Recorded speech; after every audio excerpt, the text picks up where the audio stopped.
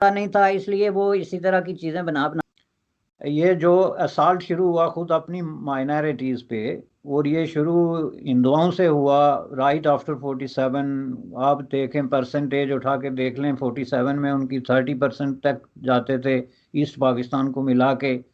फिर आस्ता आस्ता आगे जाके ये अहमदियों को जो है वो टारगेट किया गया। फिर उसके बाद शिया का हवाले से एक बहुत बड़ी मुहिम जो चली, जो अब जारी है, बल्कि अब मुझे ये इंटेंसिफाई होते हुए नजर आती है। तो ये सारी चीज़ें जो हैं, इसको कहते हैं सेल्फ डिस्ट्रक्टिव किस्म की एक जर्नी या प्रोसेस आप कह सकते हैं, जो पाकिस्तान ने अडॉप्ट किया हुआ है राइट फ्रॉम 1947 से।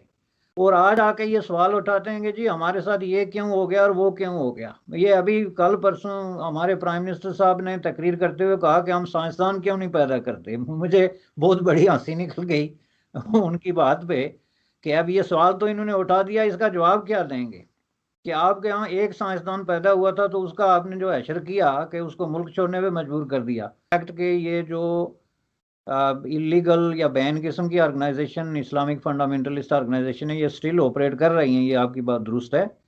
और ये स्पेशली जो आज़ाद कश्मीर के इलाके में बिल्कुल ओपनली जो है वो वही काम कर रही हैं जो वो पहले करते थे, चंदे कर रहे हैं, जलसे कर रहे हैं। So I don't know how to define operating, कि जब वो सारा काम वही कर रहे हैं, और काम ही दो थे उनके, एक लोगों को दर्स देना कि जहाद करो या दहशत गर्दी का दर्स देना, और दूसरा चंदा जमा करना। तो वहां पे ओपनली ये दोनों काम इस वक्त भी हो रहे हैं। लेकिन वहां चूंकि मेरे ख्याल में कोई मीडिया नहीं है, या इस वजह से मुमकिन है अननोटिस जा रहा हो, लेकिन खुद पाकिस्तान के अंदर भी आप देखें डिफरेंट नामों से और डिफरेंट रूप लेके तो ये काम हो रहा है। अलबत् सर जैसे टू नेशन थ्योरी का कहा गया था जब पाकिस्तान बन रहा था, तो कहा कि जी टू नेशन थ्योरी है क्योंकि हम हिंदुओं के साथ नहीं रह सकते, वो हमसे अलग है, वो काफिर हैं, हम नहीं है, इस तरह की जो भी बात हुई थी। लेकिन सर अब तो हम अहमदीज के साथ भी नहीं रहने को तैयार, हम शियों के साथ भी नहीं रहने को तैयार, उनके लिए भी रैलीज निकलती रहती है। तो आपको क्या लग रहा है आखिर में बचेगा कौन पाकिस्तान में? सबको तो निकाल देंगे, सबको तो काफिर बना देंगे। देखें, ये प्रोसेस जब शुरू हुआ था तो उस वक्त जो अहले दानिश, जिनको आप कहते हैं ना पीपल विद विजडम, खुद मुस्लिम कम्युनिटी में वो यही बात कर रहे थे जो आपने की एग्जैक्टली। इस पे अगर मैं मौलाना अबू अल कलाम आज़ाद को कोट करूं तो उनकी आप तकरीरें उठा के देख लें, सामने वीडियो मौजूद हैं कि उन्होंने कहा था कि ये जो है वो, पहली बात ये है कि हिंदुस्तान के करोड़ों मुसलमानों को तकसीम करेंगे और उसके बाद फिर अपने आप को दोबारा तकसीम करेंगे। और उन्होंने बड़ा डिटेल इसका रोड मैप दिया है कि किस तरह फिर ये एक दूसरे के खिलाफ जो है वो सेक्टेरियन बेसिस पे दस्ते गरेबा होंगे जो आज हैं वो। रहा सवाल तो दो कौमी नजरिए का, तो पहली बात यह है कि दो कौमी नजरिया तो खुद कायद आज़म मोहम्मद अली जिन्ना ने खुद कह दिया था 47 में पाकिस्तान बनने के बाद कि अब दो कौमी नजरिया जो है उसका तस्वर बदल गया है, ख़त्म हो गया है। यानी ये है कि वो जब उन्होंने 11 अगस्त वाली तकरीर की थी तो वो तकरीर दो कौमी नज़रिए के खिलाफ एक बहुत बड़ा फ़र्द जुर्म जिसको आप आयद करना कहते हैं वो है, कि अगर दो कौमी नज़रिया है तो फिर 11 अगस्त वाली तकरीर कैसे हो सकती थी। वो तो उन्होंने उसको तर्क कर दिया। बल्कि उससे पहले उन्होंने तर्क कर दिया था ये, जब जुलाई में महात्मा गांधी ने उनसे पूछा था कि ये जो आपने करारदाद पास की है 1940 की, इसकी क्या इम्प्लीकेशन होंगी इंडिया की यूनिटी पे, तो उसके जवाब में उन्होंने ये कहा था कि पाकिस्तान का अब तस्वर जो है वो बदल गया हमारे जहनों में। अब वो तस्वर नहीं है जो शुरू शुरू में था। चूंकि उस वक्त कायद आज़म जो है वो ये सारी रियासतें जो थी जूनागढ़, हैदराबाद, और इसके साथ साथ जो है वो कम से कम 13 रियासतें जो थी, कुछ राजपूताना की रियासतें और जो पंजाबी रियासतें थी जिनके अंदर हिंदू और सिख मेजॉरिटीज थी, उनको आपस में मिलाने के मिला के तो पाकिस्तान में शामिल करने की मुहिम पे थे आखिरी 1 साल में। तो उस वक्त तो वो हर फोरम पे जो है वो नज़रिया खुद, ये जो है दो कौमी नज़रिया, इसके खिलाफ बात करते थे कि जब आप एक सिख रियासत को ये यकीन दिलाते हैं कि आप हमारा हिस्सा बन जाएं और पाकिस्तान में कोई ऐसा कानून नहीं बनेगा जो आपके मफादात के खिलाफ हो, या हम आपको ये ब्लैक पेपर देते हैं साइन करके, आप इस पे जो टर्म्स एंड कंडीशंस लिख रहे हैं ये एक multi religious and multi ethnic society होगी, तो where is the two nation theory. तो जब मोहम्मद अली जिन्ना साहब खुद कायद आज़म जो है उन्होंने ये ट्रैक आगे रख लिया था, तो उसके बाद तो ये वैसे ख़त्म हो गया है। बाकी आप मुझे देखें पाकिस्तान के अंदर ये जो असाल्ट शुरू हुआ खुद अपनी माइनॉरिटीज़ पे, और ये शुरू हिंदुओं से हुआ राइट आफ्टर 47। आप देखें परसेंटेज उठा के देख लें, 47 में उनकी 30% तक जाते थे ईस्ट पाकिस्तान को मिला के। फिर आस्ता आस्ता आगे जाके ये अहमदियों को जो है वो टारगेट किया गया। फिर उसके बाद शिया का हवाले से एक बहुत बड़ी मुहिम जो चली, जो अब जारी है, बल्कि अब मुझे ये इंटेंसिफाई होते हुए नजर आती है। तो ये सारी चीज़ें जो हैं, इसको कहते हैं सेल्फ डिस्ट्रक्टिव किस्म की एक जर्नी या प्रोसेस आप कह सकते हैं, जो पाकिस्तान ने अडॉप्ट किया हुआ है राइट फ्रॉम 1947 से। और आज आके ये सवाल उठाते हैं कि जी हमारे साथ ये क्यों हो गया और वो क्यों हो गया। ये अभी कल परसों हमारे प्राइम मिनिस्टर साहब ने तकरीर करते हुए कहा कि हम साइंसदान क्यों नहीं पैदा करते। मुझे बहुत बड़ी हंसी निकल गई उनकी बात पे कि अब ये सवाल तो इन्होंने उठा दिया, इसका जवाब क्या देंगे कि आपके यहाँ एक साइंसदान पैदा हुआ था तो उसका आपने जो हशर किया कि उसको मुल्क छोड़ने पे मजबूर कर दिया। आपके जो आगे वाले साइंसदान आजकल निशान इबरत बन के बैठे हुए हैं आपकी कैपिटल सिटी में। आपके तालीमी इदारे देखें, आप लोगों का फोकस क्या है। आप लोगों का फोकस है जी ये काफिर है, वो सुन्नी है, वो मुसलमान है, वो शिया है, वो जनाब हिंदू है, वो सिख है। आप पहले इंसानी बुनियादों पे सोचना तो शुरू करें, कम से कम इसका आगाज तो करें कि हम इस मुल्क के अंदर रहने वाले सिटीजन हैं। जो हमारा पहला अकीदा या पहला मजहब होना चाहिए कि we are the citizen of this country. लेकिन वहाँ दावे हैं जी पहले हम मुसलमान हैं, उसके बाद पता नहीं क्या हैं, और उसके बाद जाके पाकिस्तानी हैं, और फिर उससे जाहिर है ये फिरकावारियत और ये सारी चीज़ें जो हैं वो पैदा होती हैं। ठीक है, भी बिल्कुल एग्जैक्टली जो हमारे प्राइम मिनिस्टर साहब का आइडियल मुल्क है, उसके अंदर भी अब उस पर सवाल उठाया जा रहा है कि क्या वहाँ पे डेमोक्रेसी है या नहीं है, यानी। और ये एक सीरियस सवाल है, क्योंकि जब आपकी जेलों में साफ़ी बंद हूँ, 150-200 की तादाद में आपके सियासी कैदी हूँ, आपकी फ्रीडम ऑफ एक्सप्रेशन सलब हो, तो आप उसको डेमोक्रेसी नहीं कह सकते। उसका जो है ना ये एक्शन रिप्ले हो रहा है पाकिस्तान में, एक सॉफ्ट टाइप किस्म का वो जो टैक्टिस इस्तेमाल कर रहे हैं, उसकी वजह से उनका प्रॉब्लम ये है कि एक ही वक्त में वो अवाम की मोहब्बत भी चाहते हैं और उनको खौफ में भी मुब्तला करना चाहते हैं। दोनों टैक्टिस इक्वली यूज़ कर रहे हैं। एक तरफ जी हम आपके लिए हम वतन हो और मेरे पाकिस्तानी हो, और ये भी है, और दूसरी तरफ उनके खिलाफ धमकियाँ, उनके लीडरों को विक्टिमाइज करना, उनको जलील करना, ये सारा प्रोसेस जो है वो भी जारी है। और ताकत का खौफ जी के हमारे मसलन ये जो कानून पास हुआ कि अगर किसी ने फौज की बदनामी करने की कोशिश की, तो देखें इस तरह के कानून जो है वो किसी फाशिस्ट हुकूमत में ही बन सकते हैं। वो किसी और अपनी किसी भी तरह की ओपन हुकूमत में आप ये सोच तक नहीं सकते कोई ऐसा कानून भी बना सकता है। क्योंकि सर बलूचिस्तान में अगर हम देखें तो बलोच जो है उनको बहुत शिकायतें हैं पाक आर्मी से। वहाँ पे मिसिंग पर्सन्स का भी केसेस बहुत ज़्यादा हैं, जिसके ऊपर कोई काम सच नहीं हो रहा। पाकिस्तानी मीडिया भी कोई ख़ास बात नहीं करता। ज़्यादातर हम पंजाब और सिंध और इधर ही घूमते रहते हैं, लेकिन KPK और बलूचिस्तान की बात बहुत कम होती है। तो वो भी अब लोग नोटिस करने लगे हैं। तो आपको लग रहा है कि अब इन्हें बलूचिस्तान के ऊपर भी तवज्जो देना होगी, वरना वहाँ पे भी किसी किस्म की स्ट्रांगली कोई तहरीक उठ सकती है? देखो जी, वो बलूचिस्तान का जो मसला है वो तो अब एक ट्रेजेडी की शक्ल इख्तियार कर गया है ना। मिसिंग पर्सन तो अब आप देखें कि खुद जो रूलिंग एलीट है वो भी इससे इनकार करने की जरूरत नहीं करती कि वहाँ मिसिंग पर्सन नहीं है और इतनी बड़ी तादाद में नहीं है। अब ये जो कमीशन बन रहे हैं, या ये जो कमीशन कुछ लोगों को बरामद भी किया, अभी मैं पढ़ रहा था पिछले दिनों 7 आदमी या कुछ लोगों ने निकाले हैं कहीं से। तो मिसिंग पर्सन जो है एक बहुत बड़ी ट्रेजेडी है। और जाहिर है मिसिंग पर्सन क्या है, ये एक समझने की चीज़ ये है कि एक पॉलिटिकल प्रॉब्लम को मिलिटरीली जो है रिजॉल्व करने की कोशिश की जा रही है। और वही बात जो मैंने पहले की कि आप लोगों को ज़बरदस्ती खामोश कराना चाहते हैं ताकत के ज़ोर पे, और उसके साथ साथ उनकी मोहब्बत के भी तालबगार हैं कि बलोच हमसे मोहब्बत भी करें और कहें कि नहीं जी हम पाकिस्तान के लिए मरने मारने के लिए तैयार हैं, हम जो है वो कोई ऐसा मसला नहीं। लेकिन दूसरी तरफ उनको इस तरीके से इतने बड़े पैमाने पे विक्टिमाइज करके, मैनिपुलेट करके, जितनी ज़्यादा मैनिपुलेशन बलूचिस्तान असेंबली और पॉलिटिक्स में आपने देखी कि किस तरह वहाँ पे पार्टियों की पार्टियाँ और पार्लियामेंटेरियंस और ये चीज़ें जो बदलती हैं, ये क्या है। एक तरफ पॉलिटिकल मैनिपुलेशन है, दूसरी तरफ से ऑपरेशन है बिल्कुल खुला किस्म का, और तीसरी तरफ से लोगों को डिसअपीयर किया जा रहा है। और इसमें बात सिर्फ इतनी है कि बलोचों को उनके राइट दिए जाएं। और इस पे बात कोई करने के लिए तैयार नहीं है कि उनके राइट्स हैं क्या और वो कैसे दिए जा सकते हैं।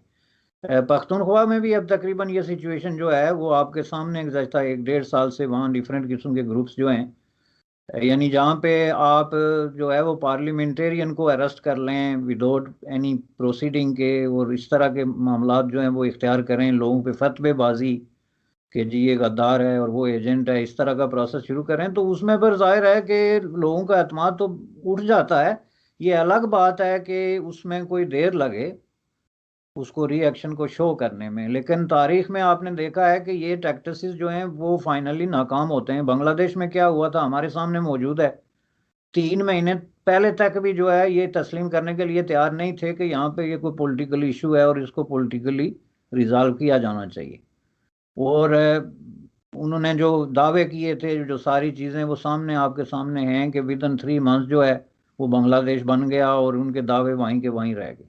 तो इसलिए इससे सबक सीखने वाली बात होती है। ज़ाहिर है बलूचिस्तान में भी उसी तरह की सिचुएशन क्रिएट हो सकती है, क्योंकि उनका हर काम का एक होता है पैमाना सब्र का, या आप किसी जगह पे मैनिपुलेट भी अगर करके चीज़ें चला रहे हैं तो उसकी भी एक लिमिट होती है। तो मैं समझता हूँ कि वहाँ सिचुएशन जो है वो अब ट्रेजेडी की शक्ल इख्तियार कर गई है। बिल्कुल ठीक। सर, थोड़ी इंडिया और चाइना की बात करते हैं कि जिस तरह से इंडिया और चाइना की आपस में टेंशन चल रही है और बीच में बार बार पाकिस्तान का नाम लिया जाता है, क्योंकि पाकिस्तान के ऑब्वियसली बिजनेस टर्म्स हैं चाइना के साथ कि वो सी पैक बना रहे हैं, कभी वो कोई ठेका उनको दे रहे, बल्कि जो एयरपोर्ट की बात आप कर रहे थे वो भी चाइना ने ही बना के दिया था। तो मुझे बताइए कि ये कहाँ जाता हुआ आपको लग रहा है? क्या इंडिया हैंडल कर पाएगा चाइना को? जिस तरीके से वो बॉर्डर के अंदर आ जाता है और काफ़ी आगे तक भी सुना था कि वो पहुंच गए थे। तो इंडियन फोर्सेस और या इंडियन गवर्नमेंट जो है वो इस मामले को कहीं ले जाके ख़त्म कर पाएगी, या ये आप इस पे क्या होता हुआ देख रहे हैं? है कि इनकी एक लंबी हिस्ट्री है। अब देखें चीन की एक जंग जो हुई 62 की, उसके बावजूद जो है उनके दरमियान ताल्लुकात में काफ़ी गर्मजोशी आई, जिसकी वजह से इनके दरमियान तजारत का बहुत बड़ा एक वॉल्यूम था अभी अनटिल रिसेंटली, कोरोना से पहले। लेकिन अब जो सिचुएशन डेवलप हो रही है इसके अंदर ये एक इंटरनेशनल पॉलिटिक्स भी इसमें इन्वॉल्व हो रही है कि चीन और यूनाइटेड स्टेट ऑफ अमेरिका के दरमियान बहरहाल एक ओपन किस्म की कोल्ड वार है, और उसमें इंडिया के लिए ये एक अपॉर्चुनिटी उनको नज़र आ रही है कि चीन के खिलाफ जो घेराव करने का एक इंटरनेशनल आप समझ लें कि प्लान है, उसके अंदर उनको एक अपॉर्चुनिटी नज़र आती है कि वो चीन के मुकाबले में अपने आप को स्टेबल करें इस खिते में। और इस हवाले से उनको बड़ी इंटरनेशनल सपोर्ट भी है, और ख़ुद एशिया के अंदर मसलन जापान जैसी कंट्रीज़ जो हैं, ऑस्ट्रेलिया हो गया, और इस तरह की कंट्रीज़ की उनको सपोर्ट है। तो पाकिस्तान का नाम उसमें इसलिए आता है कि एशिया के अंदर ये जो जितनी कंट्रीज़ हैं इनमें पाकिस्तान एक ऐसा मुल्क है जो मुकम्मल तौर पे आप यूँ समझ लें कि चाइना की एक क्लाइंट स्टेट बन गई है। उसमें चाइना की जिस हद तक इन्वेस्टमेंट है और जिस हद तक इंटरफेरेंस है, और इंटरफेरेंस इसलिए है कि पाकिस्तान का जो एक्सटर्नल अफेयर्स है वो समझ लें कि पूरे तौर पे चाइना पे डिपेंडेंट है, बल्कि चाइना ने अपने हाथ में ले लिया है। आपने देखा होगा कि गुज़श्ता 1 साल में 3 दफ़ा जो है वो चीन की वजह से जो है वो कश्मीर इशू को सिक्योरिटी काउंसिल में डिस्कस किया गया। अगर चीन जो है फार्मली ना सही, लेकिन फिर भी जो डिस्कशन ही हुई है, चूँकि गुज़श्ता 70 साल में ये इतने दफ़ा ये सिक्योरिटी काउंसिल में डिस्कशन नहीं हुई जो 1 साल में हो गई। तो ये सारी चीज़ें जो हैं, ये दूसरी तरफ जो इंडिया के साथ उनकी अपनी एक सिचुएशन बन गई है ये यूनियन टेरिटोरीज बनाने के बाद, जिसको चीन ने ओपनली ओपोज किया है। तो उसकी वजह से ज़ाहिर है ये सारा जो है वो चीन और पाकिस्तान के दरमियान एक ऐसा नेक्सस आप कह सकें या चीन की डोमिनेंस कह सकें, वो इतनी ज़्यादा हो गई है कि उसमें पाकिस्तान अब चीन की किसी बात को जो है वो ना नहीं कर सकता। यानी इवन देन कि अगर चीन चाहे तो उसको जंग में भी, और इस तरह प्रैक्टिकली आप देख लें इंडिया के ख़िलाफ़ जो सरहद पे ये जो गुज़श्ता 1.5 साल से ये जो गोलाबारी हो रही है, ये इसमें भी लोग ये समझ रहे हैं कि चीन जो है वो इंडिया को दोनों तरफ से जहाँ जहाँ से उनको बांग्लादेश के अंदर भी एक सिचुएशन क्रिएट हो रही है, तो नेपाल में भी एक सिचुएशन क्रिएट हो रही है। तो इस हवाले से बहरहाल ये एक क्लैश है जो कि इंटरनेशनल क्लैश है, जो अनफॉर्चुनेटली आके तो हमारे खिते में जो है रिफ्लेक्ट हो रहा है। और दूसरा जो है वो इस वक्त जिस पोजीशन में है इंटरनेशनल पॉलिटिक्स की वजह से, मैं नहीं समझता कि ये उनके इंटरेस्ट में है कि वो इंडिया के साथ कोई बहुत ज़्यादा तसादम की सिचुएशन में जाएंगे तो उनको फ़ायदा होगा। मैं समझता हूँ कि उनको इसका बहुत बड़ा नुकसान होगा। बिल्कुल ठीक। सर लास्ट क्वेश्चन मेरा आपसे कि FATF आ रहा है, आपको पता है पाकिस्तान ग्रे लिस्ट में है और काफी कोशिश के बावजूद निकल नहीं पाया। इस दफा क्या सूरत लग रही है आपको? क्योंकि इन्होंने कई लोगों को, चाहे वो हाफिज सईद हो या मसूद अजहर हो और इस तरह की बहुत सारी जो ऑर्गेनाइजेशन, बैन ऑर्गेनाइजेशन जो है, उनके ऊपर भी इन्होंने पाबंदी लगाई है। अब ये और बात है कि वो नाम बदल के फिर आ जाते हैं और इलेक्शन तक लड़ लेते हैं, लेकिन इन्होंने कुछ कोशिश की है। तो आपको लग रहा है कि निकल पाएंगे ये ग्रे लिस्ट से? देखें जी, ये इस वक्त जो कुछ इन्होंने पार्लियामेंट में किया ना, ये भी ग्रे लिस्ट की वजह से ही किया कि ये जो धूस और धांधली के जरिए उन्होंने कानून पास करा दिया, इसका बेशतर हिस्सा जो है वो इसी वजह से था। तो इसलिए इस दफ़ा इनके पास काफ़ी कुछ है पेश करने के लिए, डिस्पाइट द फैक्ट कि ये जो इलीगल या बैन किस्म की ऑर्गेनाइजेशन, इस्लामिक फंडामेंटलिस्ट ऑर्गेनाइजेशन है, ये स्टिल ऑपरेट कर रही हैं, ये आपकी बात दुरुस्त है। और ये स्पेशली जो आज़ाद कश्मीर के इलाके में बिल्कुल ओपनली जो है वो वही काम कर रही हैं जो वो पहले करते थे, चंदे कर रहे हैं, जलसे कर रहे हैं। So I don't know how to define operating, कि जब वो सारा काम वही कर रहे हैं और काम ही दो थे उनके, एक लोगों को दर्स देना कि जहाद करो या दहशत गर्दी का दर्स देना, और दूसरा चंदा जमा करना, तो वहाँ पे ओपनली ये दोनों काम इस वक्त भी हो रहे हैं। लेकिन वहाँ चूंकि मेरे ख्याल में कोई मीडिया नहीं है या इस वजह से मुमकिन है अननोटिस जा रहा हो, लेकिन खुद पाकिस्तान के अंदर भी आप देखें डिफरेंट नामों से और डिफरेंट रूप लेके तो ये काम हो रहा है। अलबत्ता ये पार्लियामेंट का बिल जो है ये एक सब्सटेंशियल किस्म की अचीवमेंट है जो ये पेश करेंगे कि देखें जी हमने ये सारे कवानीन बना दिए, क्योंकि उसमें एक बड़ा इशू बेशक जो है वो टेररिस्ट ऑर्गेनाइजेशन भी थी, लेकिन एक बड़ा इशू जो है वो मनी लॉन्ड्रिंग था, जो इंटरनेशनल जो मॉनिटर करते हैं फंडिंग को उनके नज़दीक। तो अगर ये ग्रे लिस्ट से नहीं निकल सकते मे भी, लेकिन ब्लैक में जाने से बहरहाल बच जाएंगे, ये अब तय है। लेकिन सर यहाँ पे जिस तरह से अब जो माइनॉरिटीज हैं पाकिस्तान में जो अब बच गई हैं, क्योंकि काफी सारी तो कहा यह जाता है ना कि जी जब बांग्लादेश बना तो बहुत सारे लोग उधर चले गए, लेकिन खैर जो रह गए थे उनको भी ज्यादातर को आपको पता है कि भगा दिया है या मार दिया है या फिर उनके रिलीजन चेंज करवा दिया। तो उनके ऊपर अभी भी सिंध में जो है वो उनकी बच्चियों को उठा के ले जाते हैं, ये कोई ढकी छुपी बात नहीं है। साल में 1000 से ऊपर वो बच्चियां जो हैं, चाहे वो 13 साल की हो, 14 साल की हो, और बड़े धड़ल्ले से उठा के ले जाते हैं। और जो लोग उठाते हैं ये मियाँ मिट्ठू और इस तरह के लोग, उनके साथ प्राइम मिनिस्टर और दूसरे मिनिस्टर्स की पिक्चर्स भी होती हैं। ये चीज है। उसके अलावा इस्लामाबाद में जैसे मंदिर बनने जा रहा था, उसके ऊपर एक हंगामा खड़ा हो गया और जाके वहां पे अजानें देना शुरू कर दी, ईंटें तोड़नी शुरू कर दी, सब सब मतलब उसको बनने नहीं दिया। अभी तक दोबारा से उस पर काम शुरू नहीं हो सका है। बलूचिस्तान में आपने खुद भी कहा है कि, और सभी जानते हैं, मिसिंग पर्सनस का मामला है। हयात बलोच जैसे लोगों को दिन दहाड़े गोलियां मारी जा रही हैं, जो इनके अपने ही एहलकार मार रहे हैं। तो ये सारी चीजें जो है ये इनको किसी तरफ से इस चीज को, FATF के मामले को डैमेज नहीं करें? डेफिनेटली कर रही हैं जी। ये तो इस मामले में तो पाकिस्तान का जो ट्रैक रिकॉर्ड है वो इंटरनेशनली आप देख लें कि बिल्कुल क्लियर है, और इस पे बहुत पाकिस्तान को बाहर से कम्युनिकेशन हुई है कि आप इसको रोकें, और कितनी दफ़ा इन्होंने वादे भी किए। और खुसूसन इमरान खान के हवाले से तो ये एक बड़ी, एक लोगों में शुरू शुरू में बहुत बड़ी होप आ गई थी कि जी ये जो माइनॉरिटीज़ के राइट्स हैं, ह्यूमन राइट्स की वायलेशंस हैं, ये सारी चीज़ें जो हैं, चूँकि ये एक इंटरनेशनल रेपुटेशन रखते थे, दुनिया में इनकी एक पहचान थी, और जाहिर है कि इस हवाले से बंदे का अपना फेस जो है वो दागदार होता है। लेकिन इन्होंने तो, मैं समझता हूँ कि जो ह्यूमन राइट्स के बाब में जो इकदाम किए हैं वो जनरल ज़िया के बराबर के हैं ऑलमोस्ट, अगर उससे ज़्यादा नहीं तो उससे किसी तरीके से भी कम नहीं है। जो काले कवानीन इन्होंने बनाए हैं, जिस तरह इन्होंने माइनॉरिटीज़ को इग्नोर किया है, और जिस तरह ह्यूमन राइट्स से अब्यूज़ को और फंडामेंटल राइट्स की वायलेशंस को इन्होंने इग्नोर किया है, ये सिर्फ एक डिक्टेटर जो शिप है, ख़ास किस्म की डिक्टेटरशिप जो है, उसमें ही पॉसिबल है। लेकिन सर बातें तो ये बहुत बड़ी बड़ी करते थे। कि बल्कि तो सारी जिंदगी यूरोप में रहे हुए हैं, इनको क्या प्रॉब्लम है नॉन मुस्लिम्स के साथ? मुझे ये चीज मुझे अक्सर समझ नहीं आती कि चले ज़ियाउल तो थे ही इस तरह का, अफगानिस्तान से भी सारे अफगानी भी उन्होंने भरे थे यहाँ पे, और पाकिस्तान को एक हद तक इंतहा पसंद और एक्सट्रीमिज्म ज़ियाउल की ही पैदावार है। लेकिन इमरान खान को तो लोग बहुत रोशन ख्याल समझते थे, उनका तो ख्याल था बहुत मॉडर्न आदमी है। लेकिन नवाज शरीफ साहब जो है वो काफी पॉपुलर है इंडिया में, लेकिन इमरान खान साहब को ज्यादा लोग पसंद नहीं करते। नहीं, वो नवाज शरीफ साहब जो है ना, उनका लेटली जो डेवलपमेंट हुई थी एक्सपीरियंस की रोशनी में, उसकी वजह से उन्होंने एक मॉडरेट जो है वो लाइन ली और वो उस पर डटे रहे स्पेसिफिकली। और ये बड़ी एक प्रोग्रेसिव किस्म की सोच थी उनकी।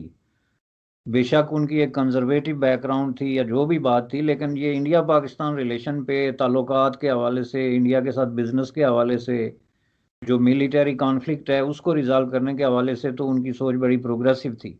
उसकी निस्बत इमरान खान साहब की सोच इलेक्शन से पहले या चंद साल पहले जो है वो बहुत अच्छी थी, लेकिन इलेक्शन जीतने के बाद जो अप्रोच उन्होंने इख्तियार किया वो तो totally pro fundamentalist Islamist approach है। हर इशू पे, is not just peace and war with India, ये हर इशू पे आप देखेंगे फाइनली घुमा फिरा के तो जो उनकी कंक्रीट स्टेटमेंट सामने आती है वो बहुत ज़्यादा जो है वो इस्लामिस्ट जो आइडियालॉजी है उसको रिफ्लेक्ट करती है। ये मुझे नहीं पता कि उनके सर्कल में कोई ऐसा बंदा शामिल हो गया जो उनको इन्फ्लुएंस करता है या क्या है, लेकिन there is something seriously wrong, I am telling you, क्योंकि ये टोटली उनकी पर्सनालिटी के अगेंस्ट जो है ना एक स्टैंड है जो अब वो ले रहे हैं।